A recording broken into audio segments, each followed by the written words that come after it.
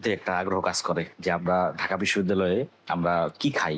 আমরা হলে যে থাকি, এটা হলে তো খাওয়া দাওয়ার খরচ অনেক কম, এটা অনেকেই ধারণা করে। তো আমরা কি আসলে খাই সেগুলো অনেকের জানার একটা আগ্রহ থাকে। তার আগে আমি তো দেখাই যে আমরা খাবার আসলে কোথা থেকে কিনি। আমরা ওই যে ক্যান্টিনটা, ওইখান থেকে আমরা মূলত খাবার কিনি।